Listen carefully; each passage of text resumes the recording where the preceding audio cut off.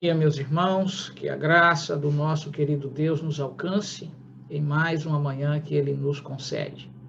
Sejam todos bem-vindos a mais esse novo encontro, onde juntos vamos continuar estudando a sua santa palavra.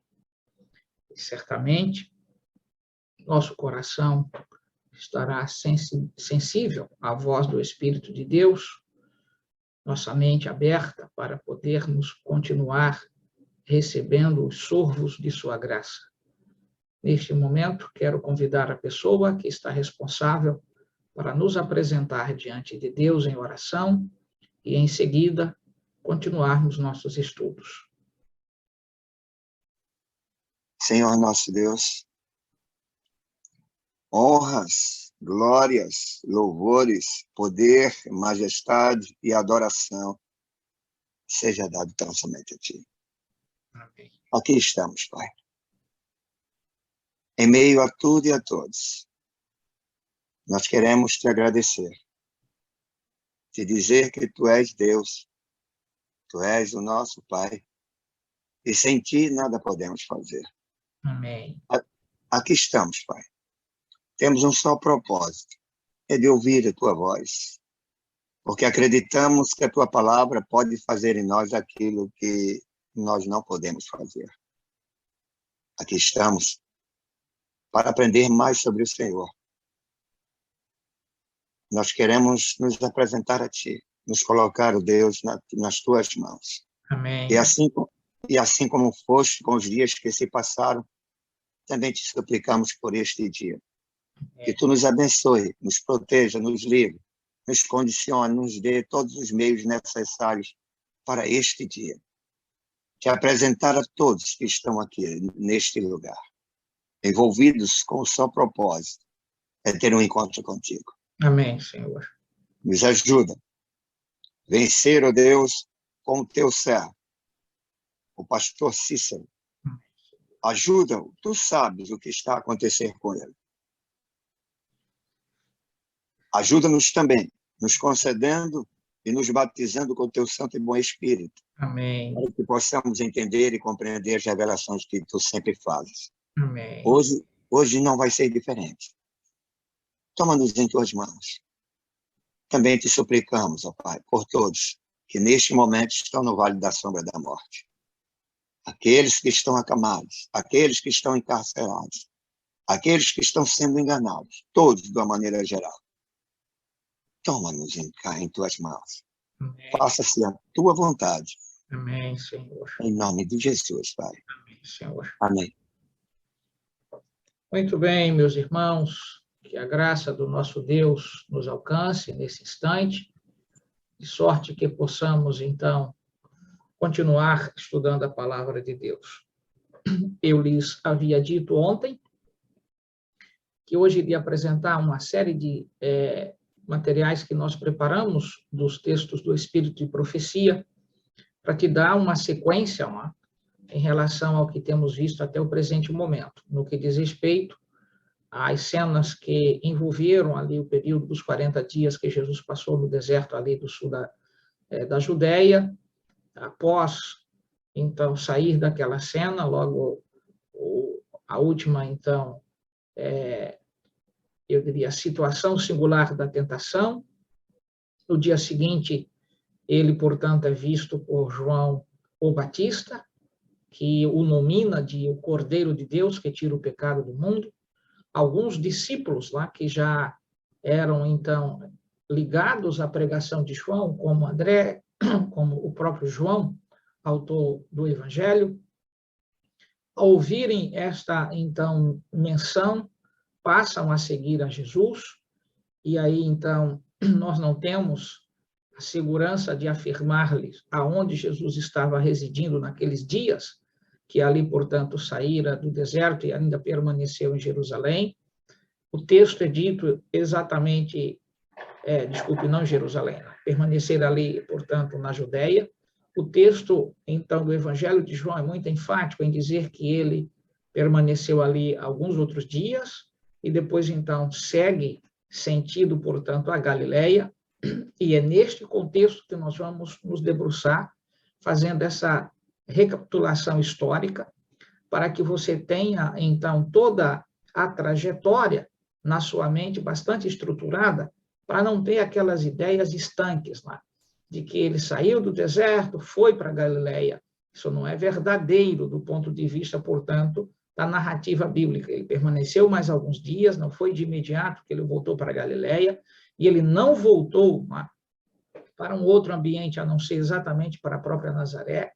E esses que já acompanhavam Jesus, nós temos os nomes deles, né, porque sabemos que Jesus, então, já estava sendo ali seguido por André, por João. O próprio André sai e vai noticiar a Pedro, né, que ele havia encontrado aquele que os profetas haviam falado. Pedro vem, portanto, e tem esse encontro com Jesus. Nós temos o caso de Filipe, do próprio chamado que Jesus faz a Filipe, e Filipe vai buscar Natanael. Então, nós podemos ter uma visão bastante coesa nesse instante, desta forma, né? Nós temos as seguintes personagens fazendo parte já deste ciclo, né? Melhor, desse círculo de amizade, de estreitamento que Jesus possui. São eles: André, João, Filipe, Natanael e o próprio Tiago, que era irmão de João. Você deve, então, ter esta compostura na sua mente, né? De sorte que nós temos aí já, então, um grupo que já estava estreito no relacionamento com Jesus. Não perca de vista que Felipe chama Natanael, André chama Pedro, João já estava presente, e João vem, portanto, com, então, o próprio irmão, que é Tiago. Então, nesta ordem, nós tínhamos, então, um composto aqui, um rol, de 6 pessoas já estruturadas e, de alguma forma, já seguindo a Jesus. Quando você vem para o Evangelho de João, então, a sequência, inclusive, dos dias, né? João é bastante preciso nesta narrativa. E aí nós vamos verificar que o ato de milagre realizado por Jesus não se deu em Cafarnaum, não se deu em Nazaré, mas se deu especificamente numa cidadezinha próxima de Nazaré, que era uma vilazinha de gente também bastante humilde lá, que era o caso de Caná. Então, Caná para Nazaré é muito próxima uma da outra, e ali nós temos, então, este encontro que Jesus faz exatamente com gente já conhecida, porque Cristo, na verdade, estava distante do território, não perca de vista, aí por quase 2 meses. Tá?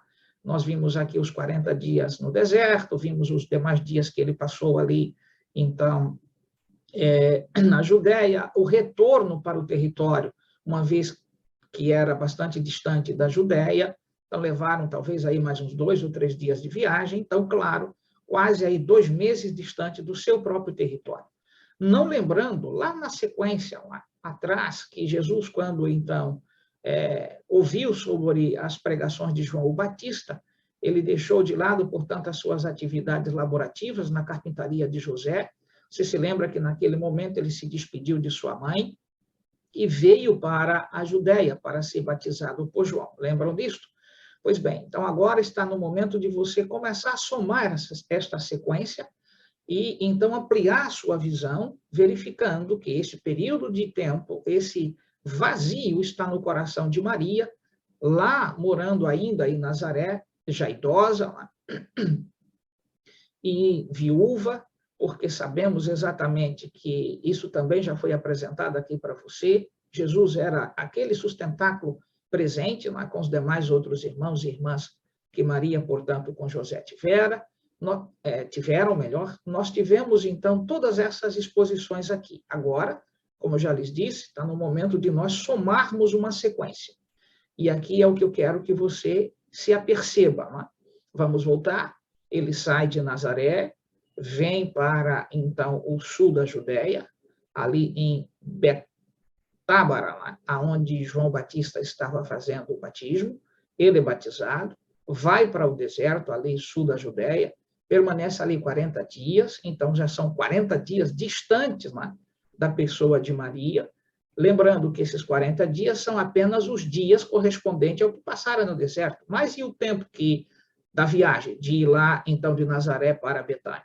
Desculpe, para a Judéia, para ali onde João Batista estava fazendo o batismo. Então, vejam que aí nós temos, de fato, diversos outros dias que precisamos somar. Mas você, ao fazer isto de maneira bastante precisa, você vai atentar que, de fato, Jesus já estava distante do território, não menos do que 2 meses. Então, Maria estava ausente da presença do seu amado filho. E aí vem o detalhe, quando ocorre este ato que só é registrado por João, ou autor aqui do Evangelho, que tem a ver com o casamento ali em Caná, este registro, aí esta festa, nos dá também um elemento, mais do que o que ocorre no milagre, é a gente, então, verificar o contexto histórico e o espaço de tempo entre, portanto, os episódios que ocorreram, e aí a gente poderia somar tudo isto, e vamos fazê-lo para a gente ter essa sequência, tá bom?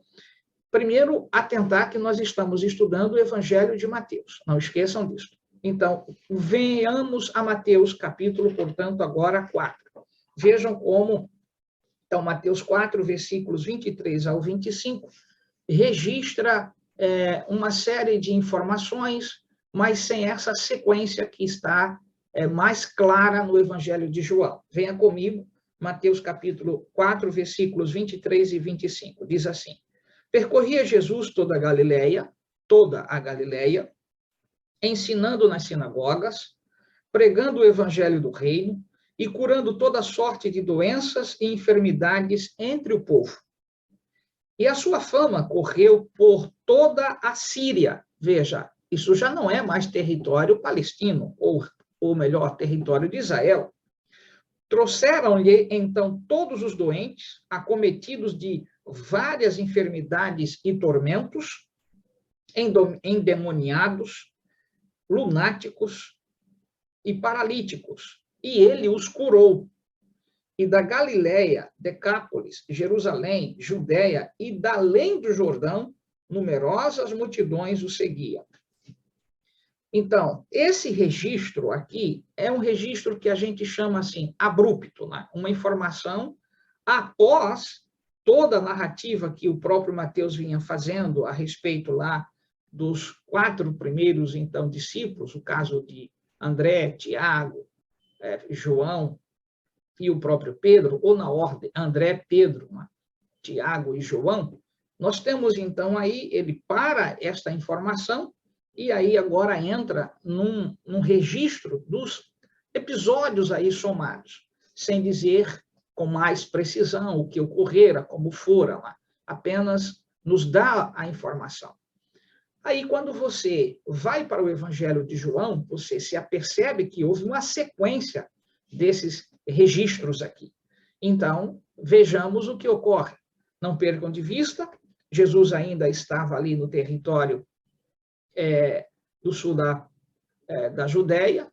Agora, portanto, André, que era, portanto, um dos discípulos de João Batista, como o próprio Pedro, e João, o autor aqui do Evangelho, também era um discípulo de João Batista. Neste momento, os dois, André e João, seguem a Cristo. Não? André vai e tem o contato com seu irmão Pedro, traz Pedro para Jesus conhecê-lo, e ali Jesus, portanto, já dá um chamado direto a Pedro. E aí nós temos o chamado de Filipe, que vai buscar Natanael. Então, nós já temos no grupo exatamente 6 pessoas. E aí ocorre que Jesus voltou, não percam de vista, voltou para o território da Galileia, especificamente, o território, portanto, ali conhecido. E vai se encontrar com sua mãe, que já está saudosa dele, há quase 2 meses, que ele está distante do território. Aonde vai encontrá-la? Na festa de Caná, nas bodas de Caná, ali da Galileia. E aí nós temos esse registro que Maria havia sido convidada para esta festa porque era parenta, de alguma forma, de alguns dos nubentes aí do casamento. E Jesus, também, por ser conhecido do próprio território, fora convidado. E aí os seus discípulos também o acompanharam. Não percam de vista, quando estamos falando aqui dos discípulos, não estamos falando do grupo dos 12, nós estamos falando de um grupo ainda restrito, apenas os 6, aos quais aqui já fiz menção. E se esquecer, eu vou reiterar. André e Pedro, Tiago e João, Natanael e Filipe. Esse era o grupo que estava indo, portanto, e que fora, de fato, para esta festa aqui em Caná, vizinho, ali a cidade, então, de Nazaré. Ou vizinha, melhor, a cidade de Nazaré. Então, registremos agora o que João diz dentro deste marco que a gente está aqui estudando. João, capítulo 2, venha comigo. 3 dias depois, ou para 3 dias depois do quê? De Jesus ter chegado ao território. Que território? Da Galileia. Junto com quem? Já com aquele grupo que aqui mencionamos. 3 dias depois, observem, houve um casamento em Caná da Galileia, achando-se ali a mãe de Jesus. Jesus também foi convidado com os seus discípulos para o casamento. Que discípulos? Os 6, aqui já expostos. Tendo acabado o vinho, a mãe de Jesus lhe disse, eles não têm mais vinho. Mas Jesus lhe disse, mulher, que tenho eu contigo? Ainda não é chegada a minha hora. Então ela falou aos serventes, fazei tudo o que ele vos disser. Estavam ali 6 talhas de pedra, que os judeus usavam para as purificações, e cada uma levava 2 ou 3 metretas. Aproximadamente aí, se você pega, portanto, a medida em relação a uma metreta, entre 40 a 60 litros, que, então, nós poderíamos dizer aqui para você que caberia, portanto, aí, cada uma, como diz aqui, a cada uma levava 2 ou 3 metretas. Então, você tem de atentar para isto. Jesus, verso 7, lhes disse, enchei de água as talhas, e eles as encheram totalmente. Então, lhes determinou, tirai agora e levai ao mestre-sala. Eles o fizeram.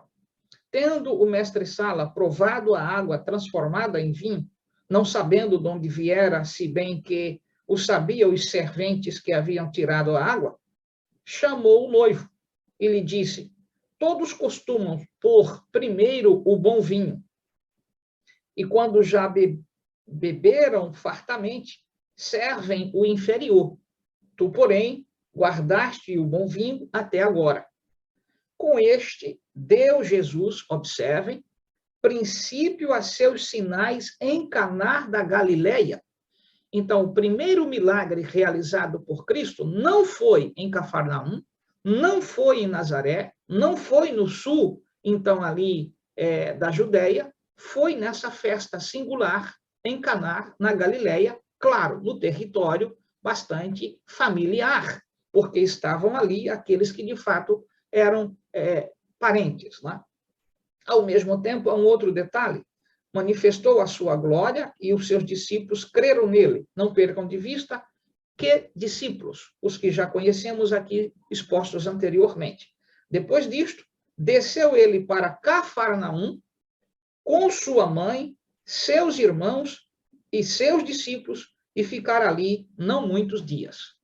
Então, observe que, como Jesus já tinha a intimidade com André, que era irmão de Pedro, o local, portanto, aonde ele fixou residência, embora a mãe de Jesus, seus irmãos, não permaneceram ali naquele lugar muito tempo, mas Cristo permaneceu.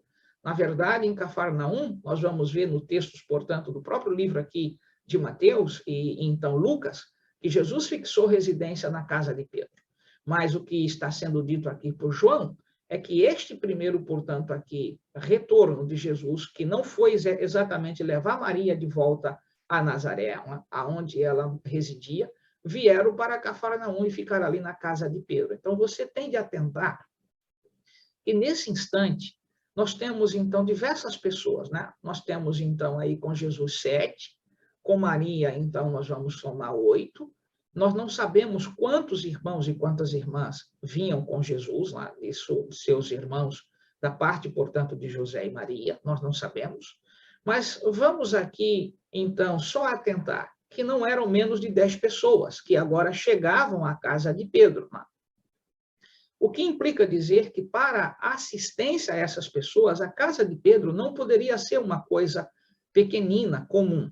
Pedro tinha uma empresa pesqueira, então Pedro, de alguma forma, tinha posses, não era, portanto, um indivíduo pobre, não tinha este olhar que muitos irmãos põem sobre a pessoa de Pedro. Pedro era uma pessoa, portanto, com posses, como também era João, o amado, então, aqui discípulo de Jesus, como também era o seu irmão de sangue, o caso, portanto, de Tiago e João, como sendo irmãos.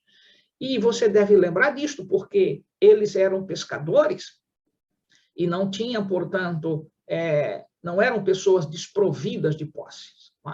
Temos de atentar para isso. Os pais, portanto, aqui de João e Tiago, o caso do Zebedeu, nós temos de nos lembrar que ele tinha barcos pesqueiros, trabalhadores. Então, não eram pessoas realmente desprovidas. Então, a vinda desta família grande agora para a casa de Pedro, talvez pela amizade, o apreço, o carinho que Pedro já tivera, e não esquecer disso, que a sogra de Pedro também morava com ele. E se tinha sogra, né, necessariamente é possível que tivesse ali outros personagens, esposa, filhos. A Bíblia não registra essas coisas, mas ninguém pode ter sogra se não tivesse, portanto, tido uma mulher. Não é isto? Então, a gente tem de lembrar dessas particularidades, para não ficarmos presos a achar que a família os apóstolos aqui eram pessoas totalmente desprovidas de recursos. Isso não é verdadeiro quando nós, então, estudamos a palavra de Deus. E por que estás acentuando isto, pastor? Para tirar de você uma visão, talvez, infantilizada, essa visão de que eram os discípulos uns coitadinhos, gente, portanto, sempre pobríssimos. Não era esta a ideia. E a Bíblia não registra essa situação. Ao mesmo tempo, lembrar que esta conjuntura aqui, circunstância de Jesus vir de Caná para Cafarnaum e ali permaneceram, lugar de encontro foi a casa de Pedro, e ali, portanto, tiveram todo o apoio que era necessário, mesmo porque Pedro estava presente também na festa de Caná. Então, a gente tem de lembrar que esse parentesco da família de Maria com este noivo e esta noiva no casamento que levavam, portanto, também convite para Jesus lá poder estar. Isso tudo para tirarmos 3 lições. Eu quero fazê-lo depois de apresentar para você textos aqui do Espírito de Profecia. Eu queria chamar os textos e, em sequência, a gente, portanto, te apresentar isso aqui, tá bom? Deixa eu ver se eu consigo aqui compartilhar para você, para a gente ter condições de avançar. Eu espero em Deus que aí esteja vendo. Deixa eu ver se eu consigo aqui botar em tela cheia. Sim, está em tela cheia para você. E eu queria avançar para te mostrar isso daqui, tá bom? Vamos tomar algumas questões aqui que são necessárias.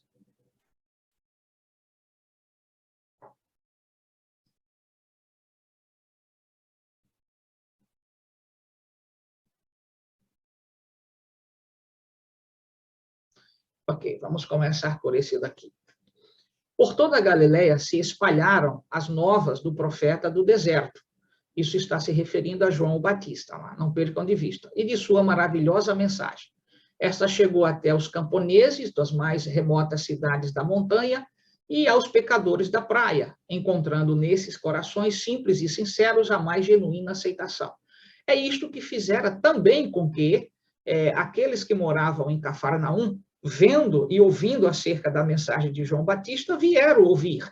E dentre estes estava, portanto, Pedro, André, João, Tiago, o próprio Filipe, que eram, de alguma forma, portanto, ouvintes da mensagem de Pedro. Mas, singularmente, André e João se tornaram discípulos de João o Batista. E aí eu disse, é necessário que nós, então, estejamos conscientes disso. Que João Batista, a sua pregação, atraíra estas pessoas. Pedro era ouvinte, André era ouvinte, Tiago era ouvinte, João era ouvinte, Natanael era, então, ouvinte, Filipe era ouvinte, mas discípulos de João Batista, literalmente nós temos que a Bíblia registra, que era o caso de André e o caso de João, o autor, portanto, aqui do Evangelho. Então, esses personagens, quando ouviram de João Batista, eis o Cordeiro de Deus que tira o pecado do mundo, sabiam de quem João estava, portanto, falando, porque já haviam ouvido as suas pregações. Então, passaram a seguir a Jesus, para que você não perca esta ordem. Então, Jesus ali foi batizado, foi para o deserto, você se lembra, portanto, dessas questões aqui. Por fim, portanto, ele saíra daquele momento, não é?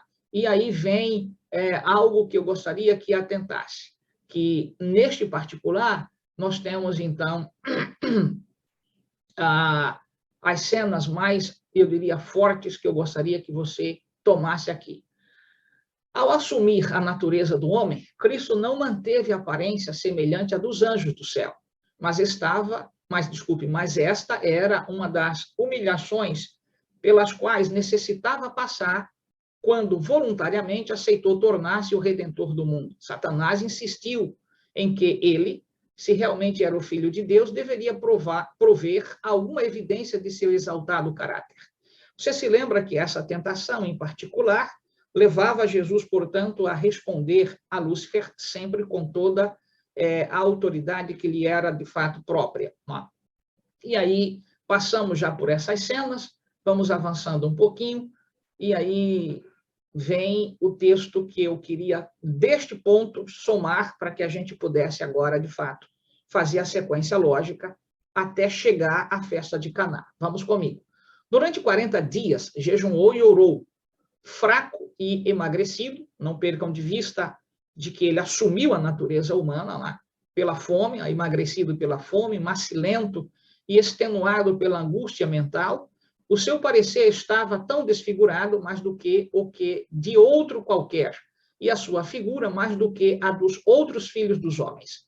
Era, então, a oportunidade de Satanás, que julgou agora, na verdade, que a partir desse momento ele poderia vencer a Cristo.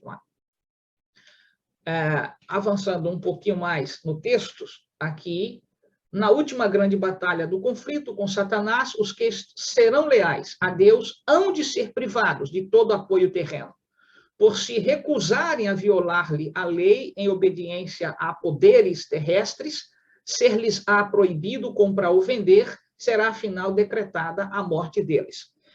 O que eu estou trazendo dentro desta sequência é que não podemos apenas ver a sequência dos episódios sem verificar a trajetória da própria Igreja de Deus, que vai chegar a um instante assemelhado ao que passara o próprio Senhor, de que faltará, portanto, o apoio das pessoas e Satanás lançará todo o seu engenho enganador para levar a Igreja a desistir de permanecer fiel a Deus. E um dos pontos retratados no texto do Apocalipse para este fim é o decreto que impede comprar e vender, aonde, portanto, comida, alimento que é básico para todos nós, será o objeto de, então, impacto de Satanás para que nós, então, venhamos, de alguma forma, negar a Cristo Jesus. E aí é onde vinculo. Devemos nos lembrar das palavras de Jesus, que nem só de pão vive o homem, mas de toda palavra que procede, então, da boca de Deus. Em outras palavras, devemos confiar de que pão e água não serão objetos de preocupação para os fiéis, porque Deus, se necessário for, proverá novamente o maná para alimentar o seu povo, que diante dessa circunstância vai passar por esse decreto, impedindo a eles de comprar ou vender, exceto aqueles que têm o sinal, a marca ou o número, então, da besta. Por isso que a gente tem de tirar essas lições, lendo o Evangelho, entendendo que as coisas não estão aqui apenas expostas para que aprendamos sequência, eu diria, espacial. É preciso lembrar que a Igreja está aqui sendo retratada nesses episódios. Mas a fé não é, de maneira nenhuma, aliada à presunção. Somente o que tem verdadeira fé está garantido contra a presunção. Portanto, não confie em si mesmo, não confie, portanto, em sua própria compostura. Esta é a verdade aqui tirada. E aqui eu gostaria que você me acompanhasse um outro detalhe. Deixando João, foram em busca de Jesus. Quem deixou quem? Não percam de vista que estamos agora nos referindo aos discípulos que estavam seguindo João, o Batista. Quem eram eles? André, e o caso, portanto, de João, o autor do próprio livro do Apocalipse, das cartas e do Evangelho. E aqui, para que nós, então, entendamos este particular, eu queria primeiro fazer a leitura do capítulo que aqui trouxe para você, do Desejado de Todas as Nações, página 138, e depois retornar uma página, melhor, avançar em algumas páginas para você entender isso daqui. Venha comigo. Deixando João, foram em busca de Jesus. Um deles era André, o irmão de Simão, o outro João, evangelista. Foram estes os primeiros discípulos de Jesus, movidos de irrevestível impulso, seguiram a Jesus, ansiosos de falar-lhe, todavia respeitosos e em silêncio, abismados na assombrosa significação da ideia: é esse o Messias? Então, este questionamento, que eles dois mesmos fizeram a si mesmos lá, estava em torno da forma como eles enxergaram a Jesus. Cristo estava, não percam de vista, pelos 40 dias no deserto, emagrecido, tinha, portanto, a sua face não com a mesma lustreza de outrora, em razão de todo o embate de todos os dias que ali passou sem comer e sem beber. Então, esta compostura de Jesus fizera com que estes, de alguma forma, estivessem preocupados de que, de fato, este era aquele que João havia ensinado.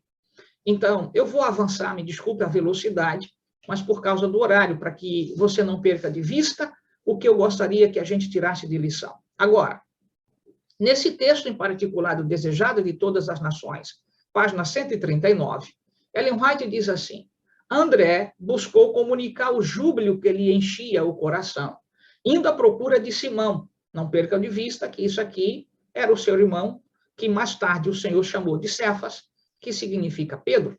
Seu irmão exclamou, e foi à procura de Simão, seu irmão, exclamou: achamos o Messias. Simão não esperou o segundo convite. Também ele ouvira a pregação de João Batista, percebe o que eu já dissera? E apressou-se em ir ter com o Salvador. Os olhos de Jesus pousaram nele, lendo-lhe o caráter e a história, sua natureza impossível, o coração amorável e compassivo, a ambição e confiança próprias, a história de sua queda e arrependimento, seus labores e a morte de Marte. O Salvador leu tudo e disse: tu és Simão, filho de Jonas, tu serás chamado Cefas, que significa, na verdade, Pedro. Este ato eu vou encerrar aqui, para não tomar muito o seu tempo, para tirarmos as lições desta manhã, e, é claro, no dia seguinte, se Deus nos permitir, vamos avançar apresentando para você a sequência de tudo isso. Lição que você precisa ter. Lembre-se, as coisas não ocorrem pelo capricho da natureza. Deus tem, portanto, tudo registrado ao seu tempo e ao seu dever. É Ele que controla, é Ele que tem tudo em suas mãos. A igreja não está nessa terra como uma folha vagar. Ela não está como que, então, açoitada pelo vento sem ter alguém que esteja conduzindo. Nossa vida não é, portanto, um mero registro histórico aonde, então, estamos aqui sendo açoitados por pacotes de governo, seja ele municipal, estadual ou federal. Não estamos aqui como, portanto, alguém que não tem dono. Nós temos rumo, nós temos convicção, nós temos uma fé alicerçada na pessoa certa, em Cristo Jesus.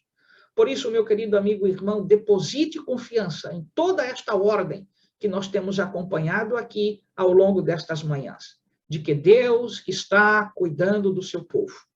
E mesmo nos momentos dos grandes embates que virão, sobretudo quando os adventistas do sétimo dia, a eles fora proibido comprar, vender, porque não querem seguir, portanto, o sinal da besta, nós temos de nos lembrar que Deus não está com suas mãos atadas, que não possa abençoar seu povo. Ele está na sequência, ele está na ordem. e ele alimentará, e ele defenderá, e ele protegerá. Por isso, essas ideias assustadoras, amedrontadoras, de que é hora de partir, é hora de deixar, é hora de correr para o campo, não caiam nesses engodos. É preciso entender que Deus não deixou sua igreja sem informação. E no momento certo, ele dirá quando isso deve ocorrer. E nós temos o sinal para isso. Já foi revelado, nós não estamos aqui alheios. O Espírito de Profecia deixa claro que o momento para fazê-lo é quando sair decreto dominical. E não antes disto, porque há dezenas, há milhares de pessoas que, à semelhança do que aconteceu com André e Pedro, precisa dessa relação de amizade que há entre irmãos, de conhecer do amor de Cristo e compartilhar para outros. Se abandonarmos as cidades, nós teremos de nos responsabilizar diante de Deus por covardia de dezenas e dezenas que aqui ficaram, que não foram, portanto, educados com a nossa compostura, com a nossa presença e com o poderoso, então, evangelho. Alguém poderia dizer, mas pode ir e voltar. Os que não estão fazendo, imagina ir e voltar. Então, essa ideia não comporta a verdade para o tempo, então, presente. O tempo presente requer de nós consagração, humildade, submissão e entender que esta consagração, humildade e submissão é para que aqui mesmo sejamos tocados pelo poder da chuva serôdia, nosso amigo Espírito Santo, fazer a obra e no momento, portanto, que decreto sair, está no momento, portanto, de abandonar, mas não agora. Por isso, tenham compostura, não sejam levados pelas pregações, eu diria, assustadoras e amedrontadoras. Lembrem-se da expressão de João o Batista, eis o Cordeiro de Deus, a ele deverão, então, seguir. Esta compostura nos educa a lembrar que Deus está no controle de todas as coisas. Por isso, nada de susto, nada de medo, mas de confiança em Jesus, que ele tem o controle deste mundo em suas mãos. Da minha vida e da tua vida, se formos humildes para colocarmos a mesma compostura diante dele. Que Deus te abençoe, te dê a graça de você poder avançar pela fé, na compreensão de que o Senhor tem o melhor para te dar, como sempre teve, e não abandonará o seu povo. Amanhã você vai entender esse momento singular, dessa intimidade de Cristo com Maria e a compostura dela. Mas antes, porém, mantenha-se no que hoje você, então, recapitulou. E, certamente, mantenha-se na convicção de que o Senhor está com as suas mãos estendidas sobre seu povo. Deus te abençoe. Meu desejo, igualmente a minha prece. Vamos orar. Querido Deus, obrigado pelo privilégio de estudarmos tua palavra. Que teu Espírito nos acompanhe durante a jornada de nossa vida nesta terra e nos dê sempre discernimento para não ficarmos aqui jogados por todo o vento de doutrina e exposições contrárias à tua palavra. Nos ajude, Senhor, a avançar. No poderoso e santo nome de Jesus. Amém.